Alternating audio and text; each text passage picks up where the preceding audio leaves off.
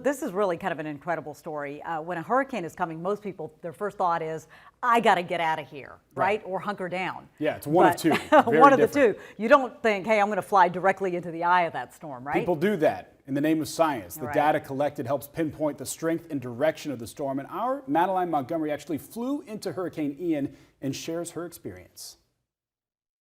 It has been a bumpy flight. Crew members on this plane telling me it's the worst storm they've ever been through.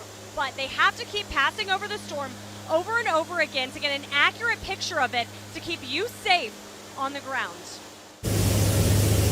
Into the eye, again and again and again. I've done over about 100 flights and about 20 storms. Scientists above the chaos of Hurricane Ian working to find where it will go next. People think you're crazy to fly. They're like, oh my God, you're flying through that strong of a wind. Those strong winds are why scientists hop aboard the Weather C-130. They use different tools like these. And it measures the ocean temperature profile. So we launch them out of the back of the plane. They follow the ocean surface, drop a small probe that falls to the ocean and measures the ocean temperature, Giving an indicator of how powerful the storm will be.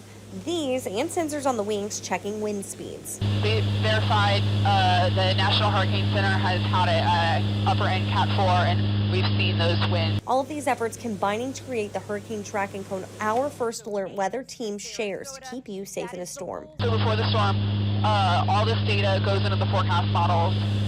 So that's super important because then that can help the forecasters at the National Hurricane Center with their forecast track and intensity. And even though they're above it all, these scientists are driven by the impact below. So I grew up in Florida, so I'm used to hurricanes, grew up with hurricanes. So part of it is like being there and knowing that we're getting this data out there to help the forecast and help narrow down where they think the storm's going to hit so people can evacuate.